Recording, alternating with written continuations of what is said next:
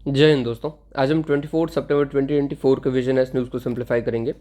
कल जो मैंने आपको क्वेश्चन दिया था 22 एंड 23 सितंबर का, ये उसके आंसर्स हैं ए। और ये रहेंगे आपके आज के क्वेश्चंस। ठीक है, आज कोई भी मेंस के लिए क्वेश्चन नहीं है, क्योंकि मुझे कोई भी ऐसा आर्टिकल लगा नहीं जिस पे कोई आंसर मैं फॉर्म कर पाऊँ, जिसकी पॉसिबिलिटीज़ हो कि एग्जाम में ऐसा पूछा जाए। ठीक है, और ये पीडीएफ आप अगर चाहते हैं तो टेलीग्राम ग्रुप ज्वाइन कर लीजिएगा, आपको लिंक डिस्क्रिप्शन में मिल जाएगी। चलिए शुरू करते हैं। सबसे पहले हमारी न्यूज़ है भाई, इंडिया और यूएसए ने भाई पैक्ट साइन कर लिया है for setup semiconductor fabrication plant, fab. ये जो सेमीकंडक्टर फैब्रिकेशन प्लांट है उसको हम फैब बोलते हैं। ठीक है, FAB, फैब। और इसका मेन फोकस क्या रहेगा? National security. ओके, ये इंडिया का एज वेल एज पूरे वर्ल्ड का first multi material fabrication plant रहेगा। इवन ये जो कॉड के मेंबर है उसमें भी ये सबसे पहला है। ठीक है, चलिए अभी फैब के बारे में देख लेते हैं। इसको हम अपनी भाषा में शक्ति भी बोल रहे हैं इंडिया में। और इसके मेन एसेंशियल पिलर्स कौन कौन सा है? तो भाई एडवांस सेंसिंग में काम आएगा, एडवांस कम्युनिकेशन में, और हाई वोल्टेज पावर इलेक्ट्रॉनिक्स में भी हमें काम आएगा। ठीक है, हम कौन से मटेरियल को मैन्युफैक्चर करेंगे? तो गैलियम नाइट्राइड और सिलिकॉन कार्बाइड का यूज़ करते हुए हम सेमीकंडक्टर को बनाएंगे। ठीक है, गैलियम एंड सिलिकॉन। और इसको किधर से सपोर्ट मिलने वाला है? तो इंडिया का जो ऑलरेडी चल रहा है इंडिया सेमीकंडक्टर मिशन, वो इसको सपोर्ट करेगा। साथ ही साथ हमारे पार्टनरशिप की है between Bharti semi, 3D tech and US space force के साथ। अभी देखो, आपको पता है, ठीक है, हमने बहुत बार बात की है कि सेमीकंडक्टर कहाँ कहाँ काम आता है। तो कोई भी इलेक्ट्रॉनिक डिवाइसेस है, phone, tablet, laptops, computers, TV, या फिर हमारी इलेक्ट्रॉनिक गाड़ियाँ, इन सब जगह पे जो सेमीकंडक्टर जो इलेक्ट्रिसिटी को ट्रांसमिट करने का काम करता है वो सेमीकंडक्टर ही करता है। ठीक है, क्योंकि इन सब काम में हमें सेमी इलेक्ट्रिसिटी चाहिए होती है। एकदम से पूरा फ्लो आएगा तो बिगड़ जाएगी चीज़। सेमी इलेक्ट्रिसिटी चाहिए होती है। सेमीकंडक्टर का नाम ही क्यों सेमी है? क्योंकि ये अपने अंदर से कुछ हद तक इलेक्ट्रिसिटी पास होने देती है। ठीक है, कंडक्टर क्या होता है? जिसके थ्रू इलेक्ट्रिसिटी पास हो, और सेमी कंडक्टर मतलब कुछ हद तक पास हो, पूरी तरीके से पास ना हो रही हो। ठीक है, चलिए अभी देखो, इतने सारी जगह पे हम अगर सेमीकंडक्टर को यूज़ कर रहे हैं और हमारे यहाँ पे ये हमारे सेमीकंडक्टर को बनाने लगेंगे तो क्या क्या फ़ायदे होंगे भाई? सबसे पहले तो भाई स्ट्रेटेजिक शिफ्ट मिल जाएगा। हम जो चिप टेक करते हैं, बाहर से लेते हैं, वहाँ से हम मेक करने लगेंगे। तो India from chip taker to chip maker. ठीक है, ये भी इंडिया की पोजीशन को भी बढ़ाएगा। साथ ही साथ इंडो पैसिफिक रीजन में नेट सिक्योरिटी प्रोवाइडर की तरीके से ये काम करेगा, क्योंकि ये सप्लाई चेन को अच्छे से मेंटेन कर पाएगा। फिर रिड्यूस करेगा ये countries dependence on imports. Yes, हमने पिछले साल ही 1 बिलियन जितने सेमीकंडक्टर को इम्पोर्ट किया था। फिर भी बॉस्टर करेगा ये इंडिया का सिक्योरिटी इंफ्रास्ट्रक्चर को। Definitely telecommunication, railway, green energy, इन सब में ये हमें काम आएगा। फिर ये इन्हेंस करेगा mutually beneficial linkage in R&D and chief manufacturing, जैसे कि ऑलरेडी हमारा काम चल ही रहा है global foundries Calcutta power centre के अंदर। ठीक है, चलिए अभी जो हमने बात की सेमीकंडक्टर मिशन, ये क्या है भाई? तो ये मीटी के अंदर आता है। हमने पहले इसकी बात कर ली है, बट फिर भी इसका मेन फोकस क्या है भाई? तो सेमीकंडक्टर बनाना।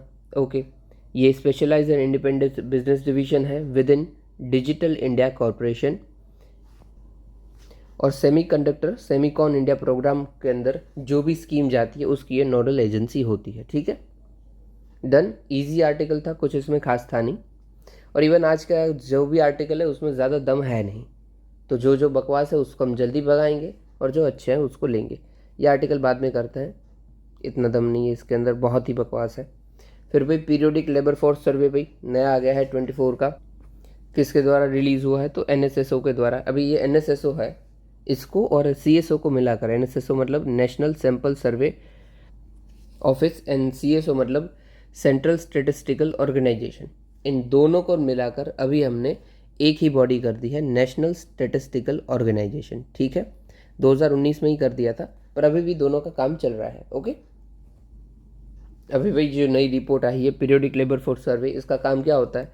तो ये एस्टिमेट करता है कि कितना इंडिया के अंदर एम्प्लॉयमेंट और अनएम्प्लॉयमेंट है, उसके इंडिकेटर और उसका डेटा प्रोवाइड करता है। That's it. ठीक है, चलिए देखते हैं क्या आया है भाई रिपोर्ट में।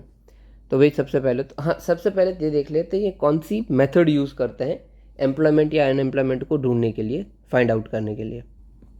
सबसे पहले है यूजुअल स्टेटस। इसके अंदर पिछले 365 दिन में बंदे ने कितना काम किया है, क्या किया है, उसके अकॉर्डिंग चेक किया जाता है। और करंट वीकली स्टेटस इसके अंदर लास्ट 7 डेज का देखा जाता है डेटा, ठीक है, वीकली इसीलिए नाम है इसका। ओके, अभी देखो ऐसे ही मत समझना, ये क्वेश्चन इवन पूछा गया था 23 के अंदर, मेंस के अंदर, कि भाई कौन कौन सी टेक्निक्स है, हम किस तरीके से देखते हैं, तो ऐसा सब आता है क्वेश्चन। और जो जो क्वेश्चन आते हैं उसी में मैं ये लिखता हूँ कि PYQ थीम, कि इस तरीके के क्वेश्चन हो सकता है, ठीक है। यहाँ से तो कोई ऐसा कुछ खास डेटा नहीं है अवेलेबल, इसलिए ऊपर ऊपर से हम देखेंगे। तो ये मेथड्स हमने देख ली, इस मेथड के थ्रू करते हैं। अभी क्या क्या डेटा है, क्या क्या इंडिकेटर है हमारे पास, तो ये 3 चीज़ें निकालते हैं। सबसे पहली वर्कर पॉपुलेशन रेशियो, इसके अंदर क्या है भाई, तो कितने परसेंटेज ऑफ पर्सन एम्प्लॉयड है as per our total population. Total मतलब इसमें जो काम करने लायक होते हैं उनको ही देखा जाता है, ठीक है, पूरी की पूरी पॉपुलेशन नहीं देखी जाएगी। फिर लेबर फोर्स पार्टिसिपेशन, इसमें भाई कितने लोग रेडी हैं काम करने के लिए, कि इनको भाई जॉब चाहिए, वह भी उसको हो सकता है मिली भी हो ना मिली हो और वो काम कर भी रहे हो, तो it is labour force participation. And फिर अनएम्प्लॉयमेंट रेट, तो कितने ऐसे थे जो चाहते तो हैं पर इनको काम नहीं मिल रहा है, ठीक है, अनएम्प्लॉयड है। तो अनएम्प्लॉयमेंट रेट में तो भाई आपको पता चल ही जाएगा। लेबर फोर्स पार्टिसिपेशन में याद रखना, सारे के सारे लेबर को हम इंक्लूड करते हैं, जिसको काम मिल रहा है और जिसको नहीं मिल रहा है सबको। फिर वर्कर पॉपुलेशन में जिसको मिल गया है काम, जो एम्प्लॉयड है, उसको ही हम देखते हैं, ठीक है। अभी इंडिकेटर्स के डेटा क्या कर रहे हैं, तो लेबर फोर्स पार्टिसिपेशन में सब कुछ इम्प्रूव हुआ है। जैसे कि रूरल एरिया को देखें तो रूरल एरिया में पहले 60% था, अभी 63% हो गया है। अर्बन एरिया में 50 से 52, फिर मेल का 78 से 78.8 हो गया है, फीमेल का 37 से 41.7 हो गया है, ग्रेट। फिर वर्कर्स पॉपुलेशन रेशियो 56 से बढ़कर 58 हो गया है, और ये एक अनचेंज रहा है। अनएम्प्लॉयमेंट रेट 3.2 था और 3.2 ही है, ठीक है। टोटल हम देखेंगे अगर तीनों का मिलाकर, सॉरी तीनों का मिलाकर नहीं, ये लेबर फोर्स पार्टिसिपेशन का टोटल अगर मिलाकर, तो ये 57 था, अभी 60 हो गया है, ठीक है। तो टोटल डेटा क्या हुआ हमारा, वर्कर्स पॉपुलेशन जो रेशियो है वो हमारा 58.2 पे है अभी। लेबर फोर्स पार्टिसिपेशन हमारा 60.1 पे है, एंड अनएम्प्लॉयमेंट रेट 3.2 पे है। आप अगर कोई भी आंसर लिखते हो ना, इतना ही डेटा आपको काम आएगा, ठीक है, 58, 60 एंड 3.2। आपको ट्रेंड लिखना हो तो आप लिख सकते हो कि भाई 57 से बढ़कर 56 से बढ़कर 58 हो गया है, फिर ये 57 से बढ़कर 60 हो गया है, और ये 3.2 का 3.2 ही है। फिर भाई नेक्स्ट न्यूज़, अभी देखो थोड़े टाइम पहले ना मद्रास हाईकोर्ट की रूलिंग आई थी। मद्रास हाईकोर्ट ने क्या बोला था कि कोई भी शख्स अगर चाइल्ड सेक्सुअल एक्सप्लॉयटेशन या फिर अब्यूजिव मटेरियल को देख रहा है without intent of transmitting it, then it is not a crime, ठीक है। तो वो कुछ गलत बात नहीं है, वो चलेगा, वो उसको डिक्रिमिनलाइज कर दिया था। क्योंकि क्या था, अगर पहले क्या था कि भाई कोई बंदा अगर वैसा तो कुछ देख रहा है तो उसको अरेस्ट कर लिया जाता था under POCSO act 2012 and IT act 2000, but Madras high court ने मना कर दिया। अभी इसी जजमेंट के ऊपर सुप्रीम कोर्ट खुद इसको रिव्यू करता है और बोलता है कि मद्रास हाई कोर्ट की बात गलत है, ठीक है।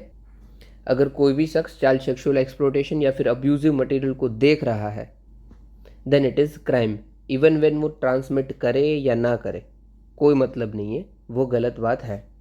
अभी सुप्रीम कोर्ट ने साथ ही साथ यही भी बोला है कि भाई हम जो चाइल्ड पोर्नोग्राफी बोलते हैं ना, वो वर्ड का यूज़ ना करें, उससे अच्छा है हम सीसम का यूज़ करें, यानी कि child sexual exploitation and abusive material, ठीक है।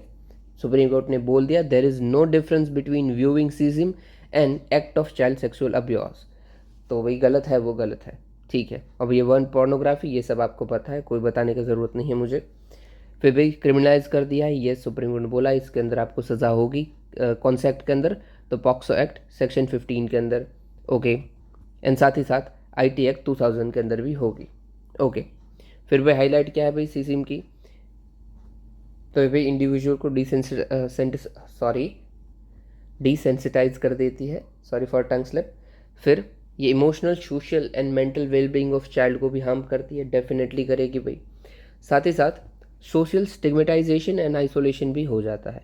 कभी आप खुद सोचिए कि अगर कोई लड़का या लड़की के साथ ऐसा हो रहा है, वो किसके ऊपर फिर ट्रस्ट कर सकता है, किसी के ऊपर नहीं। और यूजुअली जो चाइल्ड सेक्सुअल अब्यूज़ होता है ना, वो उनके घर के आजू बाजू वाले लोग ही करते हैं, मतलब उनके साथ जुड़े हुए लोग, या वो उसके रिश्तेदार हो सकते हैं या पड़ोसी हो सकते हैं, और समटाइम्स तो उनके घर के खुद मेंबर्स भी हो सकते हैं।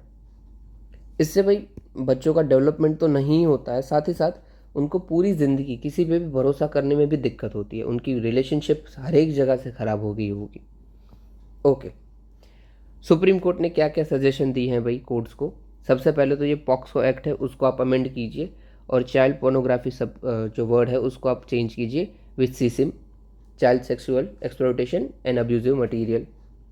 फिर भाई कॉन्स्टिट्यूट कीजिए एक एक्सपर्ट कमेटी जो कि इसको आइडेंटिफाई करेगी और सबको health and sex education provide करवाएगी।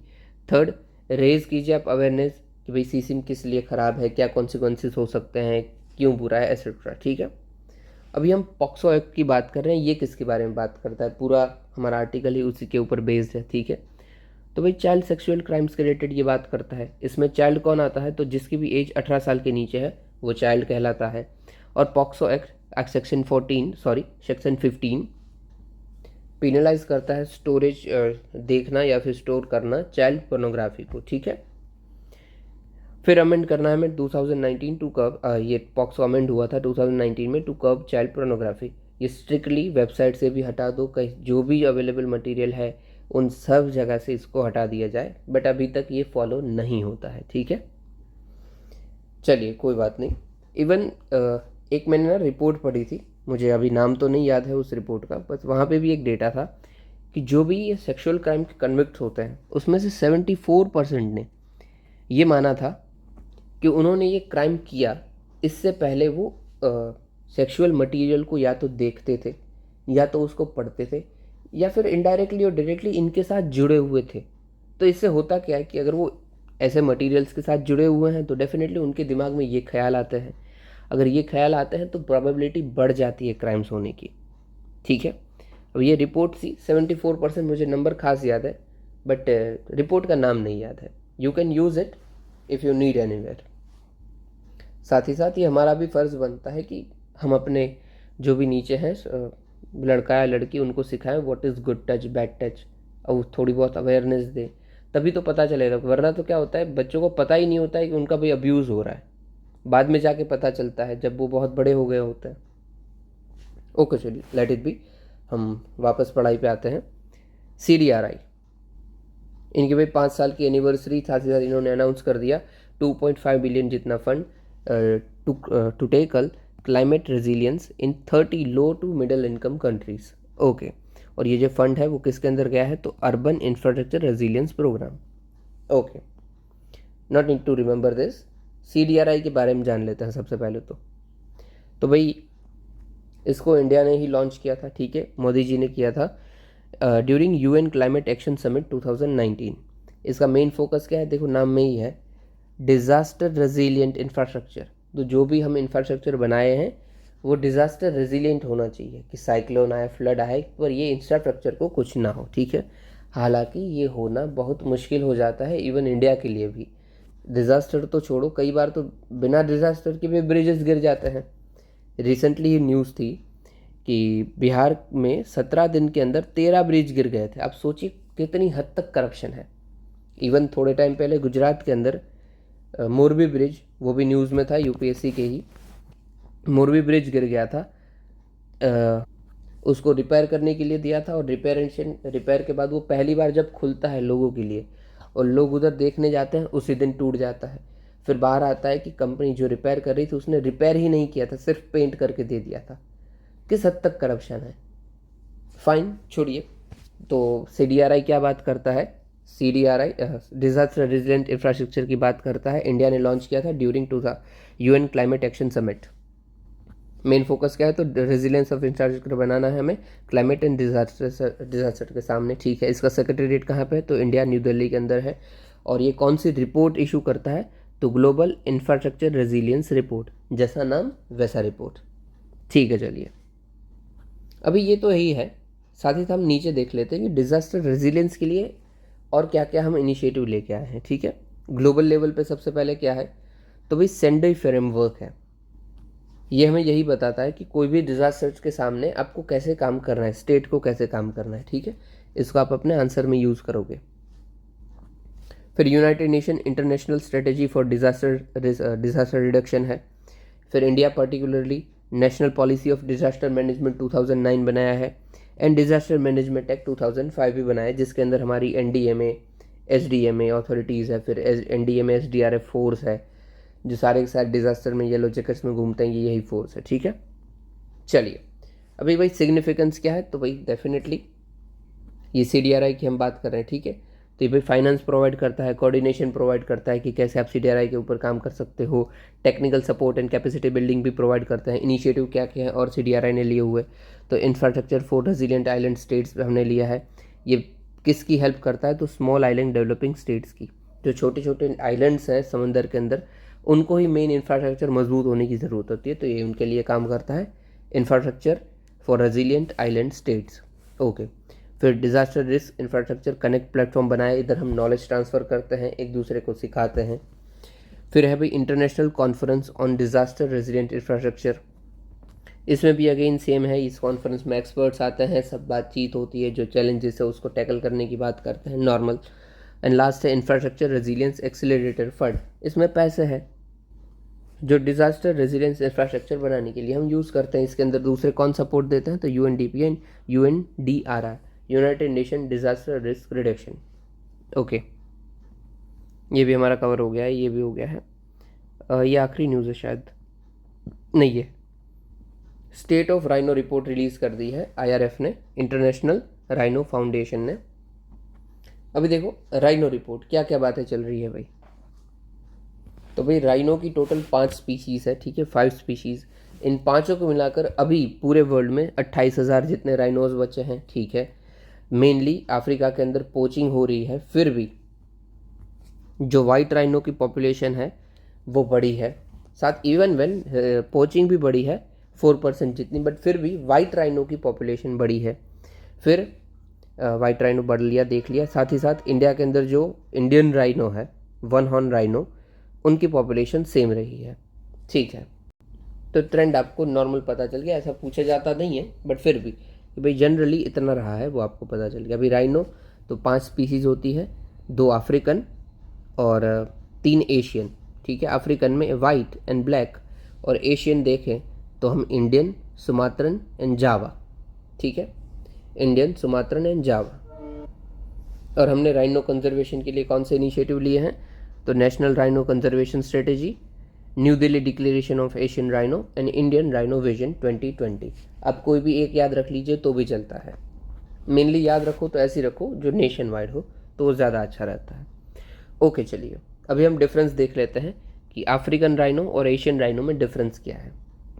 तो देखो इन जनरल जो भी अफ्रीकन स्पीशीज़ होगी वो एशियन स्पीशीज़ से बड़ी ही होगी, तो यहाँ पे भी वही है, वाइट राइनो एशियन राइनो से बहुत बड़ा है। ठीक है, मतलब इन शॉर्ट एशियन राइनो जो होते हैं वो अफ्रीकन राइनो जो होते हैं वो एशियन राइनो से बड़े हैं।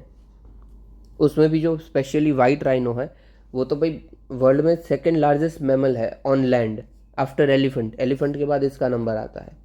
और इंडिया की बात कर एशिया की बात करें तो एशिया में इंडियन, जावा, सुमात्रन में इंडियन राइनो सबसे बड़ा है। ठीक है, ओके। फिर भी अपीरियंस कैसा दिखता है, तो अफ्रीकन लेस आर्म्ड रहता है, जबकि ये मोर आर्म्ड रहता है। दिखने में उसका जो लेदरी वर्क दिखता है ना, कि लेदर जैसा पूरा का पूरा बना हुआ राइनो, तो ये लेस दिखता है, एशियन वाला ज़्यादा दिखता है। फिर अफ्रीकन मोर एग्रेसिव है, एशियन लेस एग्रेसिव है। दोनों के 2 हॉर्न हो सकते हैं, बट इंडियन जो राइनो है वो स्पेशल है, उसका 1 हॉर्न होता है। नॉट जस्ट इंडियन राइनो और जावन राइनो ऑल्सो। ठीक है, फिर भाई ये पुअर स्विमर है, अफ्रीका वाले तैर नहीं सकते हैं बट इंडिया वाले तैर सकते हैं। जब मैं इंडिया बोल रहा हूँ ना, वो एशियन राइनो ही बोल रहा हूँ। ठीक है, फिर अफ्रीकन लड़ते हैं तो अपने हॉर्न्स से लड़ते हैं, क्योंकि इनके 2 हॉर्न्स हैं, जबकि एशियन वाले लड़ते हैं वो अपने बॉटम टीथ से लड़ते हैं, ये हॉर्न्स का यूज़ नहीं करते हैं, कम करते हैं कंपेरेटिवली। ये ग्राउंड्स पे, जो लो ग्राउंड्स है वहाँ पे फीड करते हैं, ये ग्रासेस, सब लीव्स हर जगह पे फीड करते हैं। हैबिटेट कौन सा है, तो ग्रासलैंड, सवाना, श्रब, डेजर्ट्स, और इनका ट्रॉपिकल एंड सब tropical grassland, savanna, tropical desert, forest. Okay, IUCN status important 1, India का सिर्फ याद रख लीजिए आप, इंडियन राइनो का वल्नरेबल है। ठीक है, वल्नरेबल। बाकी सुमात्रन एंड जावन critically endangered, black rhino Africa side critically endangered, and white rhino near threaten. तो देखो वाइट है वो नियर थ्रेटन है, एंटी, फिर इंडियन राइनो आता है वो वल्नरेबल है, और बाकी के तीनों क्रिटिकली एंडेंजर्ड है। ठीक है, अभी देखो आपको IUCN स्टेटस नहीं पता तो मैं जल्दी से बता देता हूँ। मैंने वैसे बताया है कि ये IUCN एक बॉडी है, इसका मेन काम क्या है कि कोई भी स्पीशीज़ कितनी हद तक डेंजर में है, कितनी ख़त्म हो गई है, उसके ऊपर ये उसको टैगलाइन देता है। इसकी टैगलाइन कैसी हो सकती है, मतलब इसका स्टेटस कैसा हो सकता है, तो भाई लीस्ट कंसर्न की कोई ज़रूरत नहीं है, मस्त चल रहा है उसका। फिर नियर थ्रेटन की थोड़ा बहुत तो थ्रेट है। फिर वल्नरेबल की वल्नरेबल हो गई है। फिर हो सकता है इंडेंजर्ड हो। फिर हो सकता है क्रिटिकली इंडेंजर्ड हो, इसके ऊपर बहुत ही ज़्यादा थ्रेट है। फिर हो सकता है कि एक एक्सटिंक्ट हो गई हो, कि अभी तो ये ख़त्म हो गई, भाई ये स्पीशीज़ ऐसी हुआ करती थी। ओके, तो least concern, near threaten, vulnerable, endangered, critically endangered and extinct. ये एक्सटिंक्ट में एक्स लग लेते हैं तो याद रहेगा। ठीक है, चलिए बड़ी न्यूज़ ऑलमोस्ट काम की हो गई है। ये एक न्यूज़ है जो दम बनी है, बट फिर भी देख लीजिए। United nation adopts pact for future at UN summit for future. Okay, अभी पैक्ट फॉर फ्यूचर क्या है, देखो नाम में ही फ्यूचर है, तो जो भी इन फ्यूचर हमें चैलेंजेस हैं सामना करने के लिए, उसके लिए इनिशिएटिव है। इसके साथ हम 2 एनेक्सिस भी लाए हैं, एक ग्लोबल डिजिटल कॉम्पैक्ट एंड दूसरा declaration on future generation. Okay, अभी ये फ्यूचर की जो मैं दिक्कतें बोल रहा हूँ क्या है, तो climate change, conflict, human rights violation, और इसको बहुत सारी कंट्रीज़ ने कंसेंसस के साथ हाँ ही बोला है भाई, और even led by Russia holding out. ठीक है, जाने दीजिए, कोई ख़ास काम का नहीं है। बस ये देख लीजिए दोनों जो एनेक्सेशर्स आए क्या है, तो ग्लोबल डिजिटल कॉम्पैक्ट में क्या बोलते हैं कि जो AI है उसके लिए हमें वर्ल्ड वाइड एक एग्रीमेंट लाना चाहिए, ताकि आप डिजिटल डिवाइड्स कम कर सको, cyber security, miss use of technology सबको रेगुलेट कर सको। ओके, फिर डिक्लेरेशन करना है फ्यूचर जनरेशन। तो आप कैसे करोगे फ्यूचर जनरेशन को प्रोटेक्ट, तो by protecting environment and promoting intergovernmental equity. Okay, normal. साथ ही साथ इस पैक्ट के अंदर की ड्यूरेबल्स कौन कौन से थे भाई, तो भाई sustainable development and financing for development. Okay, normal सब बातें हैं। फिर international peace and security, science and technology and innovation and digital cooperation, youth and future generation and transforming global governance. Okay, अभी नहीं ये वर्ड काम का है कि transforming global governance. Even recently PM Modi ji ने भी यही बोला है कि भाई रिसेंटली जो PM मोदी जी एड्रेस कर रहे थे जनरल असेंबली को, वहाँ पे मोदी जी ने बोला कि भाई रिफॉर्म करना जी जनरल असेंबली को, UN जो भी हमारी ऑर्गेनाइजेशन है, UNGA है, UNSC है, वो की टू सक्सेस है, की टू ह्यूमन काइंड है, उसके बिना हम आगे नहीं चल सकते हैं। अगेन ये भी उसी की बात कर रहा है कि भाई ग्लोबल गवर्नेंस को ट्रांसफ़र करना बहुत ज़रूरी है। क्यों? क्योंकि इसके अंदर रिप्रेजेंटेशन सबका है नहीं। ठीक है, अफ्रीका तो भाई बहुत ही अंडर रिप्रेजेंटेशन है क्योंकि उसके मेंबर ही नहीं है। और दूसरा कि हमें आर्म्स रेस जो भी हो रही है उसको भी रोकना है आउटर स्पेस के अंदर। ठीक है, आउटर स्पेस के अंदर आर्म रेस आपको पता है, ठीक है, कि हम एसेट बनाते हैं, एंटी सैटेलाइट वेपन्स। मेन इसमें फोकस क्या होता है कि जो सैटेलाइट्स है उसको उड़ा देना है हमें। ओके, चलिए आगे बढ़ते हैं। खास कुछ इसमें था नहीं इसलिए मैंने इसको लास्ट में रखा था। चलिए अभी शॉर्ट न्यूज़ हम देखते हैं। शॉर्ट न्यूज़ में काम का है। शॉर्ट न्यूज़ में सबसे पहले हम नीचे वाली देखते हैं। जगत गुरु संत तुकाराम महाराज न्यूज़ में क्यों है, तो भाई पुणे एयरपोर्ट है, उनका नाम बदल के हमने सोचा है कि रख दें जगत गुरु संत तुकाराम महाराज पुणे इंटरनेशनल एयरपोर्ट। ग्रेट। अभी कौन थे संत तुकाराम, आपने सुना ही होगा नाम, there is huge chances, but फिर भी देख लेते हैं। ये 17th सेंचुरी के सेंट पोएट थे, और ये 17th सेंचुरी की मैं बात कर रहा हूँ तो definitely he was contemporary of Shivaji Maharaj. और जो महाराष्ट्र के अंदर भक्ति मूवमेंट चली थी उनके वन ऑफ द फिलोसोफर्स थे उनको, उनमें महाराष्ट्र भक्ति मूवमेंट में इनका बहुत बड़ा योगदान है। ठीक है, चलिए आगे बढ़ते हैं। ये किससे बिलोंग करते हैं, तो वारकरी सेक्ट से ये बिलोंग करते हैं। अभी वारकरी सेक्ट क्या होता है ये सब मैं आपको बताता हूँ, पहले सिर्फ देख लीजिए की कंट्रीब्यूशन क्या है। तो इन्होंने भाई अपनी अभंग वो पोइट्री लिखते थे, अभंग मतलब अनब्रोकन। ठीक है, अभंग डिवोशनल पोइट्री लिखते थे, इनके लिए खास जाने जाते हैं। साथ ही साथ अपने कीर्तन्स के लिए जाने जाते हैं। ठीक है, अभंग पोइट्री एंड कीर्तन। ओके, अभंग पोइट्री और कीर्तन ये किसके लिए लिखते थे, तो लॉर्ड विट्ठल के लिए लिखते थे, लॉर्ड पांडुरंग के लिए लिखते थे। ओके, अभी विट्ठल पांडु ये किसकी बात कर रहे हैं?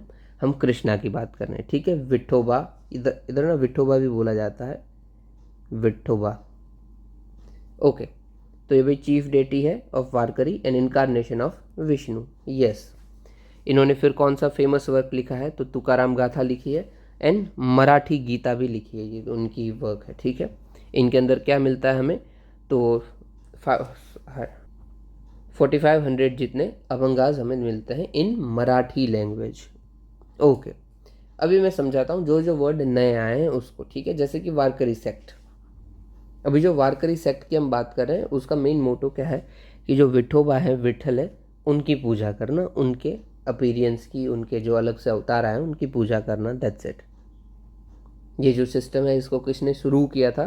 तो ज्ञानेश्वर, सेंट ज्ञानेश्वर जी से उन्होंने इसको शुरू किया था। अभी देखो बहुत सारी जगह पे इनका नाम ज्ञानेश्वर भी है और बहुत सारी जगह पे इनका नाम ज्ञानेश्वर भी है।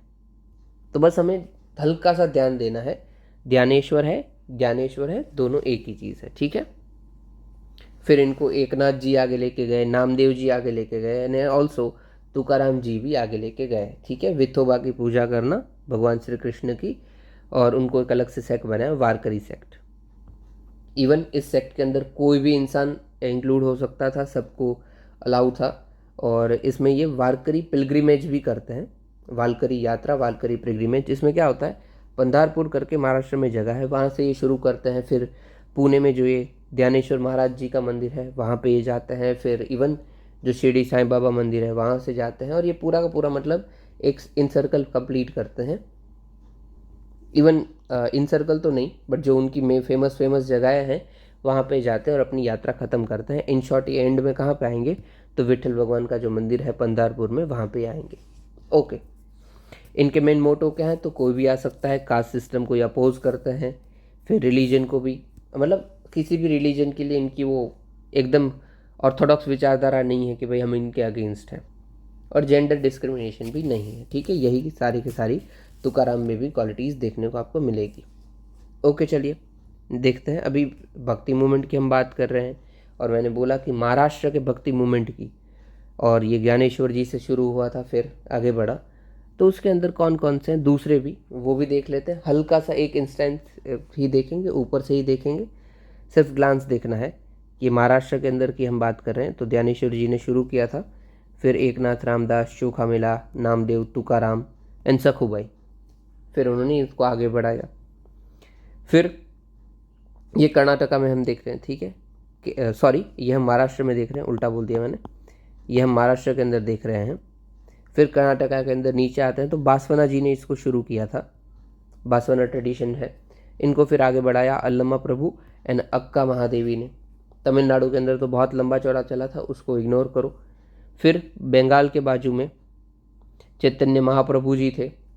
फिर असम के बाजू में शंकर देव थे, और कश्मीर में हम जाते हैं तो इसमें लाल देव करके लेडी थी, और पंजाब के एरिया में गुरु नानक जी हमें देखने को मिलते हैं। और जो सेंट्रल इंडिया है यहाँ पे बहुत सारे लोग आ चुके हैं, ठीक है, बहुत ही सारे। इसमें यूपी, मध्य प्रदेश, बिहार, वो सब एरियाज आ जाते हैं। जैसे कि इनको शुरू किया था सेंट्रल इंडिया में भक्ति मूवमेंट को रामानुजाचार्य ने। फिर उनके डिसाइपल आते हैं कबीर जी, कबीर जी को आप पहचानती ही होगी, ठीक है। फिर रामानंद, ये रामानंद, मीराबाई, दादा दयाल, रायदास, तुलसीदास, सूरदास, नरसिंह मेहता, वल्लभाचार्य, इन सबको आप पहचानते हो, है ना। ओके, तो ये हमने ऊपर ऊपर से देख लिया कौन सी जगह पे कौन से लोग फेमस थे जो कि भक्ति मूवमेंट के लिए काम किए हैं, ठीक है। फिर अभी इतना भक्ति मूवमेंट देखा, ये तो हल्का 2-3 लाइन और बता देता हूँ, ऊपर से ही है फिर भी, कि फिर भाई शंकराचार्य थे हमारे, ठीक है। यहाँ पे मैंने लिखा हुआ हो, नहीं लिखा हुआ है, शंकराचार्य। इन्होंने क्या फिलॉसफी दी थी? तो अद्वैत। अद्वैत का मतलब क्या होता है? द्वैत, द्वैत का मतलब क्या होता है? डुअल, ठीक है, दो। और अद्वैत मतलब दो नहीं है, ठीक है। तो हम इंग्लिश में बोलेंगे नॉन डुअलिज्म, कि दो नहीं है। क्यों, कौन दो नहीं है? तो भाई भगवान, गॉड और जो ह्यूमंस है वो दो अलग अलग नहीं है, वो दोनों एक ही है, मतलब अद्वैत।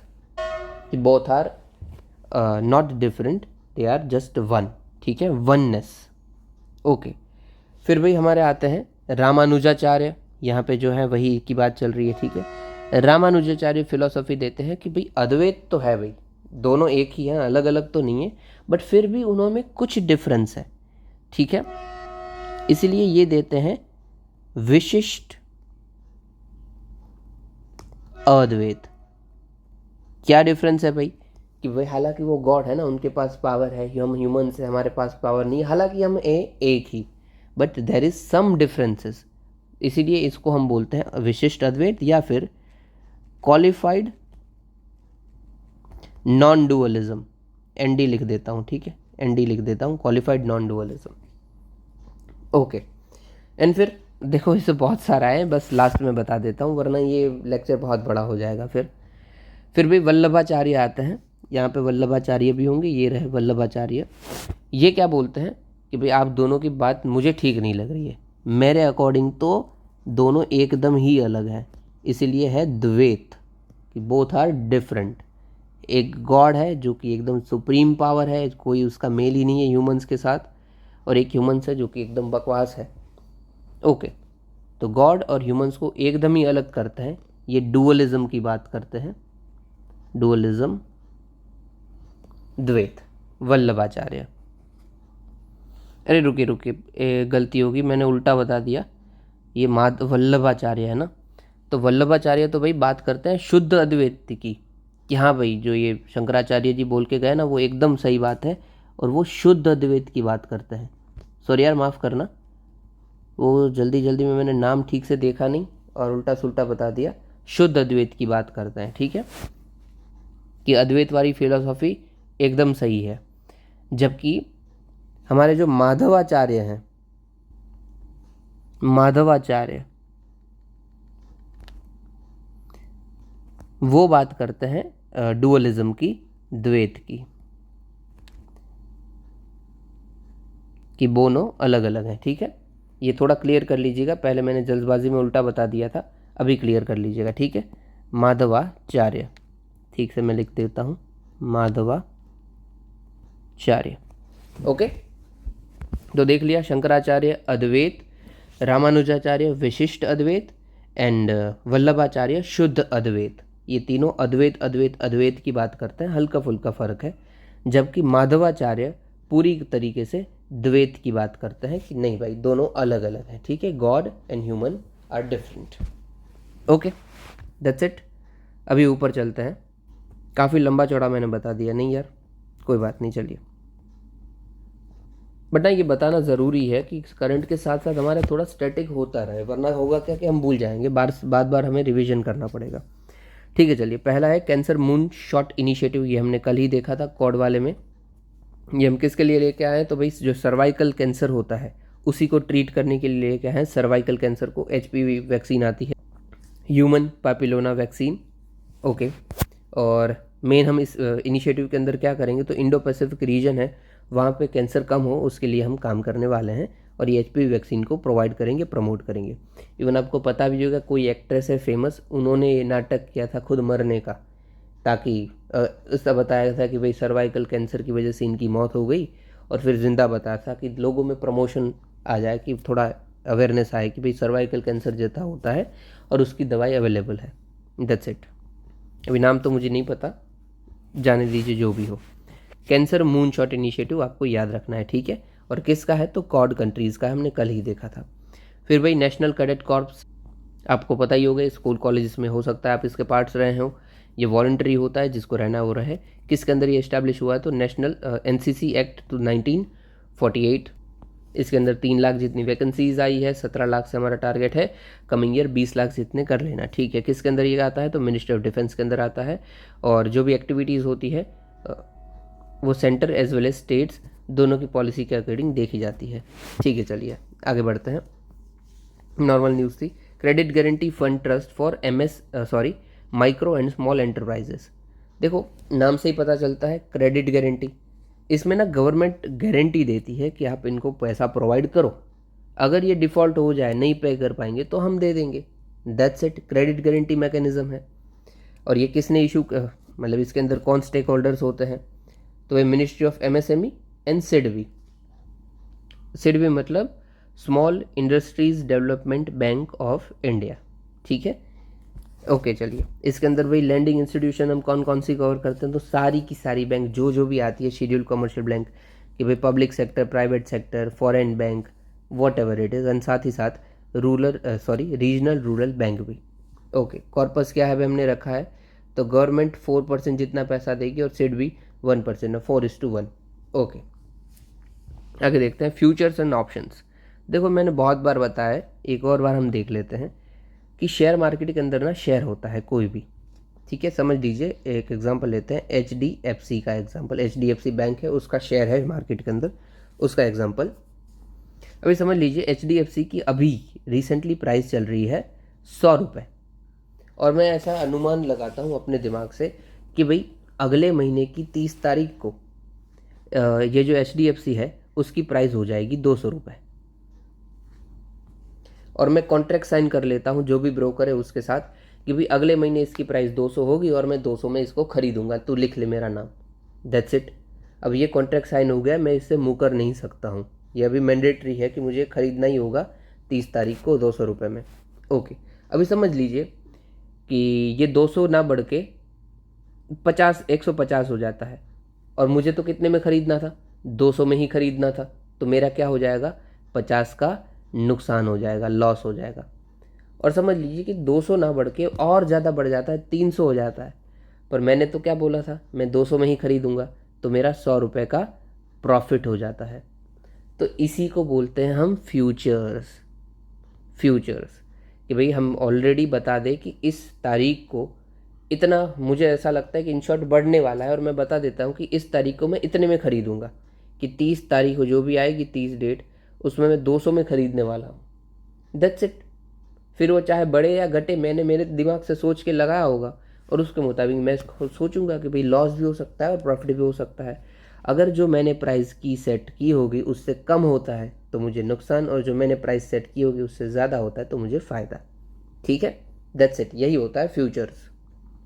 अभी ऑप्शंस क्या होते हैं भाई, देखो ये भी उसी के जैसा है, हल्का फुल्का, बट थोड़ा सा अलग है। देखो मैंने इसलिए स्पेशली ऑप्शंस का फ़ोटो डाला है यहाँ पे। देखो ये ऑप्शंस है, हल्का बड़ा कर लें, ये HDFC का ही मैंने शेयर लिया है, ये देख लीजिए HDFC, इसकी करंट प्राइस चल रही है 1768। ओके, और देखो ऊपर आपको तारीख दिख रही होगी यहाँ पे, सितंबर, अक्टूबर, नवंबर, ये उसकी डेट है।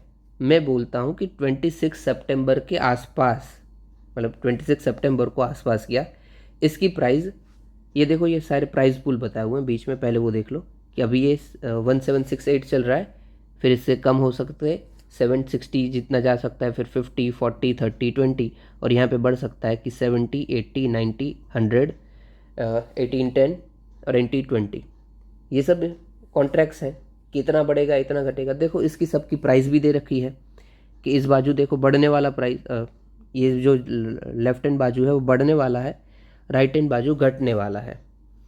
ये समझ लीजिए, मुझे लगता है कि HDFC 26 तारीख तक 1780 तक पहुंच जाएगा, तो मैं उसका 8 रुपये वाला ले लूँगा। ये 8 रुपये वाला है कि 8 रुपये में लगा दे भाई मेरे, और मुझे 8 रुपये में पड़ेगा। बट इसके अंदर शेयर बहुत सारे होते हैं, लॉट बहुत बड़ा होता है, वो छोड़िए, बट ये बस उसकी 8 रुपये बोली लगी। अभी समझ लीजिए कि 2-3 दिन के अंदर ही 1780 के आसपास पहुँच जाता है, तो मेरा ये जो 8 रुपये होगा ना, वो बढ़ के हो गया होगा 10 रुपये, 12 रुपये जैसे, तो मुझे फ़ायदा हो गया, दैट्स इट। और समझ लीजिए कि ये मैंने लगाया था उससे घट जाता है, ये 68 से घट के 750 तक पहुंच जाता है, तो मेरा क्या होगा, ये 8 रुपये जो है ना वो घट के हो सकता है 5 रुपये हो जाए, तो मुझे नुकसान हो जाएगा, ठीक है। और ये होता है बढ़ने वाली साइड लगाना, और ये साइड होती है घटने वाली साइड कि कितना घटेगा, समझ गए आप, ठीक है। ये बढ़ने वाले पे मैंने प्रिडिक्ट किया कि इतना बढ़ेगा और उतना बढ़ता है, और उस तरफ ये जाती है लाइन, ये लाइन जितना इस तरफ जाती है उतना मुझे फ़ायदा, और ये लाइन जितना इससे दूर जाती है उतना मुझे नुकसान। Got it.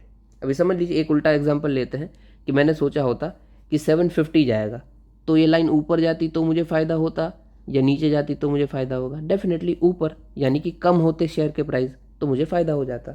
इसी को बोलते हैं ऑप्शंस, क्योंकि इस एक शेयर के ऑप्शंस कितने सारे हैं, बहुत सारे हैं, कि इस पे भी लगाओ, इससे पे भी लगाओ। ओके।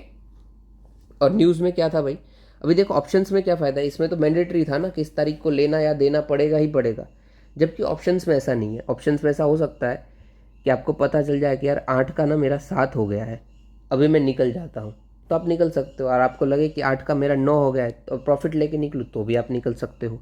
आप कभी भी निकल सकते हो, बट बिफोर 26 सितंबर, उससे पहले निकलना है। उस 26 को तो आपका फाइनल होगा, तब आप निकल नहीं सकते हो, ठीक है। ओके, तो देखो ऑप्शंस क्या है। तो provide holder right to buy और sell underlying asset specified price within set time frame. और ये अंडरलाइन एसेट, ये तो मैंने दोनों में शेयर का एग्जांपल लिया ना, HDFC, और उसके ऑप्शंस लिए और उसके फ्यूचर्स लिए, तो इसी को हम बोलते हैं डेरिवेटिव। ठीक है, किसी एक शेयर की अंडरलाइंग प्राइस, उसको हम डेरिवेटिव बोलते हैं। ठीक है, HDFC का फ्यूचर या फिर HDFC का ऑप्शंस। मैंने पूरा समझा दिया आपको, मुझे नहीं लगता कि इससे आगे मैं समझा भी सकता हूँ। It's great. ठीक है, चलो अभी आपको ट्रेड करना है तो करो स्टॉक मार्केट के अंदर। पर न्यूज़ देख लो क्या थी कि 93% जितने ट्रेडर लॉस करते हैं FNO के अंदर। इट्स ए ह्यूज, 93% लॉस करते हैं, और हमारी करोड़ों में जितनी भी रिसोर्सेज होते हैं वो सब चले जाते हैं, पैसे सेविंग सब चला जाता है। इसलिए if you are doing it, be careful. ठीक है, चलिए आगे देखते हैं। फिर भाई computer security incident response team facility, in short इसका काम क्या है, तो साइबर सिक्योरिटी के रेजिलियंस प्रोवाइड करना है, दैट्स इट। इसको कौन सेटअप किया है, तो सेंट्रल इलेक्ट्रिसिटी अथॉरिटी सेटअप किए हैं। किस मिनिस्ट्री के अंदर आता है, तो मिनिस्ट्री ऑफ पावर के अंदर। किसके साथ कोलैबोरेशन किया, तो सर्टिन के साथ। सर्टिन ना हमारी मेन बॉडी है साइबर सिक्योरिटी को प्रोटेक्ट करने के लिए इन इंडिया। सर्टिन का फुल फॉर्म क्या होता है, तो computer emergency response team India. ठीक है, चलो आगे देखते हैं। Unlawful activity prevention act. अभी देखो यूपा के अंदर अनलॉफुल प्रिवेंटिव एक्टिविटी एक्ट के अंदर आपको अगर लगता है कि ये इंसान क्राइम कर सकता है, तो उस क्राइम को प्रिवेंट करने के लिए आप एडवांस में ही उसको पकड़ लेते हो। सो वो ही होता है प्रिवेंशन। और ये प्रिवेंशन किसके अंदर हो सकता है, तो यूपा के अंदर हो सकता है। आप बस मुझे ये बताइए, जो प्रिवेंशन है वो कॉन्स्टिट्यूशन के कौन से आर्टिकल में दे रखा है, ठीक है, कौन सा आर्टिकल में प्रिवेंशन आता है। तो भाई कोर्ट ने एक इन शॉर्ट क्या बोला है कि अगर आप किसी को पकड़ने वाले हो, प्रिवेंशन के लिए पकड़ना, तो आप अपना सब डेटा सेटा रजिस्टर करो और फिर हमारे पास लेके आओ, और हम उसको अगर अप्रूव करते हैं तो उसके बाद आपके पास 14 डेज़ है उसको अरेस्ट करने के लिए। ठीक है, उसके 14 डेज़ में आप उसे अरेस्ट कर लो। 14 डेज़ में क्या होगा, 2 टाइमलाइन दी रखी है। सबसे पहले तो कोई इंडिपेंडेंट अथॉरिटी होगी, वो रिव्यू करेगी सारे के सारे एविडेंसेस को जो भी हमने गैदर किए हैं। उसके लिए आपको 7 दिन दिए जाते हैं, और फिर दूसरे 7 दिन में गवर्नमेंट ऑफिसर्स जो होंगे वो उसको अरेस्ट कर लेंगे, दैट्स इट। ठीक है, टोटल 14 डेज तक का ही टाइम होता है, उससे आप एक्सीड करते हो तो आप उससे फिर अरेस्ट नहीं कर सकते हो। ठीक है, कब से 14 डेज स्टार्ट होगा, जब सुप्रीम कोर्ट को आपने बोल दिया और उसके सामने फाइल रख दी और आपको मंजूरी मिल गई, तब से 14 डे आपका स्टार्ट हो जाएगा। जनरल था, कुछ ऐसा बड़ा नहीं है। हाँ, UPSC स्टेटमेंट कैसे पूछ सकती है कि इंडेफिनेट टाइम पीरियड आपको दिया जाता है कि कभी भी अरेस्ट करके आ जाइए, इसीलिए कोर्ट ने बोला it is mandatory to arrest in 14 days, not discretionary, आपकी मर्जी नहीं चलेगी। फिर लास्ट है सस्टेनेबल रोड कंस्ट्रक्शन प्रैक्टिसेस, कि भाई आप जो भी हाईवे बना रहे हो ना, उसके अंदर सस्टेनेबल चीज़ों का यूज़ कीजिए, जैसे कि सॉलिड वेस्ट हमने डाल दिया, इनर्ट मटेरियल डाल दिए, जैसे कि इनर्ट सॉइल, वेस्ट प्लास्टिक, जियो सिंथेटिक मटीरियल, फ्लाई ऐश से तो बनता ही है बहुत सारी जगह पे। फिर डाल दिया कोल्ड मिक्स एसफाल्ट। अभी जो हम एसफाल्ट यूजुअली यूज़ करते हैं ना, वो हॉट मिक्स होता है, गर्म होता है, बट हम बोल रहे हैं कोल्ड मिक्स यूज़ करो। इसका क्या फ़ायदा है, तो इमिशन कम होता है और एनर्जी एफिशिएंट भी होता है। ठीक है, दैट्स इट, नॉर्मल बात है। फिर भाई Barak Bhudan wild life sanctuary, Barak Bhuban wild life sanctuary news में क्यों था, तो NGT ने मना कर दिया कि इस एरिया में आप रोड का कंस्ट्रक्शन मत कीजिए, दैट्स इट। लोकेशन क्या है भाई, तो बराक और सोनई रिवर के आसपास चाचार हिल्स में ये पड़ता है। ठीक है, दोनों के एरियाज़ में फैला हुआ है। बराक रिवर और सोनई रिवर असम के चाचार डिस्ट्रिक्ट से पास होती है और उसके दोनों एरियाज़ में ये फैला हुआ है। ओके, फिर ये किसके नाम के अकॉर्डिंग बना है, तो देखो नाम बराक भूबन है, तो डेफिनेटली बराक रिवर के नाम के ऊपर से बना है। Barak valley also houses for Borail wild life sanctuary, कि इसमें दूसरी बोरेल वाइल्ड लाइफ सेंचुरीज भी आती है। 2022 में ये नोटिफाइड हुआ था और इसके अंदर 8 रिकॉर्डेड स्पीशीज़ ऑफ प्रिमेट्स है। प्रिमेट्स क्या होता है, जो बंदर जैसी स्पीशीज़ होती है ना, उसको प्रिमेट्स बोलते हैं, ठीक है। Even we are primates, Assamese macaques, hoolock gibbon, ठीक है। साथ ही साथ यहाँ पे किंग कोबरा भी पाया जाता है। ओके, बस आपको याद क्या रखना था, इसकी location. Barak Bhuban wild life sanctuary कहाँ पे है, तो असम के अंदर है, बरक और सोनी रिवर्स के आसपास। ओके, ये अपन डिस्कस कर लिया है। That's it for this video. Again ये वीडियो भी काफ़ी बड़ा हो चुका, मैंने सोचा था कि इसको 30 मिनट में कर लूँगा, बट हो गया, माफ़ी चाहेंगे। और आपको पसंद आया है तो लाइक, कमेंट, शेयर, सब्सक्राइब ज़रूर कीजिएगा, ताकि हमें भी मोटिवेशन मिले, और कुछ सजेशन हो तो वो भी दीजिएगा। इतना सुनने के लिए शुक्रिया। जय हिंद।